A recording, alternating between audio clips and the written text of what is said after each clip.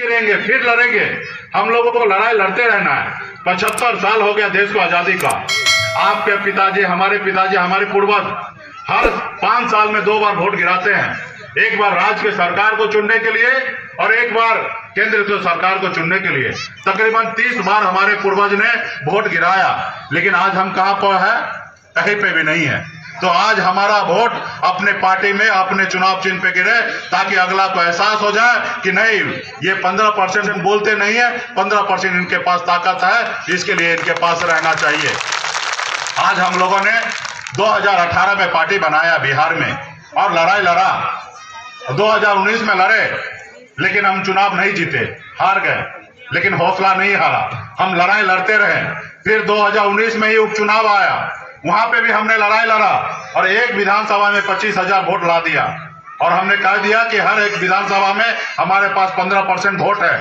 और हमारे वजह से भारतीय जनता पार्टी एनडीए का कैंडिडेट वहां पे चुनाव हारता है 2019 में। उनको एहसास हो जाता है कि अगर मुकेश सहनी पूरे प्रदेश में लड़ जाएगा तो पूरे प्रदेश में हम चुनाव हार जाएंगे और हम सत्ता से बाहर चले जाएंगे। हमने सिर्फ एक जगह लड़कर ट्रेलर दिखाया और जब 2020 का चुनाव का समय आया तो हम किसी पार्टी से गठबंधन करने के लिए नहीं गए। हमारे पास लोग चल के आया कि आप हमारे साथ आ जाइए और हिस्सेदारी लीजिए और सत्ता में आइए। और हमने फिर 2020 में हमने गठबंधन किया।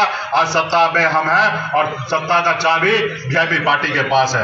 आज प्रदेश में हम जो चाह रहे हैं वो हो रहा है। आज निषाद समाज के हक अधिकार के लिए लड़ाई लड़ रहे हैं। एक डैम में 200 करोड़ रुपया का योजना चला रहे हैं। यार पूरे बिहार में मछली बाजार बना रहे हैं। आज वहां पे हम हर एक युवा के लिए बेहतर काम करने के लिए काम कर रहे हैं साथियों।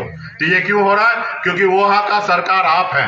2.25 लाख करोड़ का बजट बनता है और 2.25 लाख करोड़ का बजट बनने के समय में वहां पे बजट के समय में हम बैठते हैं और हम कहते हैं कि इतना पैसा इस समाज के लिए और इसके लिए खर्चा करना है और सरकार को मानना पड़ता है, मुख्यमंत्री जी को, और उसके लिए खर्चा हम लोग कराने के लिए तैयार हो जाते हैं। तो ये क्यों होता है? क्योंकि वो खजाना के पास आपका भाई और बेटा है। लेकिन उत्तर प्रदेश में क्या हो रहा है कि उत्तर प्रदेश में तालाब जो है वो गैर मछुआरा के हाथ बंदोबस्ती होता है। जो ऊंचा पैसा देगा उनको तालाब दिया जाएगा। लेकिन बिहार में हमारे पास 30,000 तालाब है। सिर्फ मछुआरा का बेटा ही मऊ तालाब का पट्टा ले सकता है, दूसरा कोई नहीं ले सकता है। और भी सरकारी रेट पर 1 हेक्टेयर का तालाब है, सिर्फ 500 रुपया सालाना पे ले सकता है सिर्फ मछुआरा का बेटा।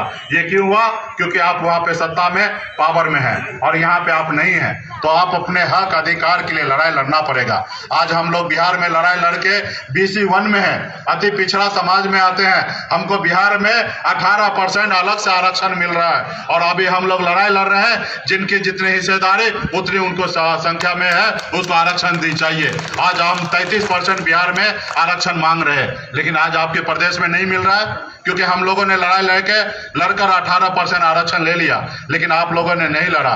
तो आज हमारी लड़ाई है कि जब बंगाल में, जब दिल्ली में आरक्षण है SC का, तो वो दर्जा हमें बिहार, उत्तर प्रदेश में भी, बिहार में भी, झारखंड में मिलना है और इसके लिए आप सबको लड़ाई लड़ना है।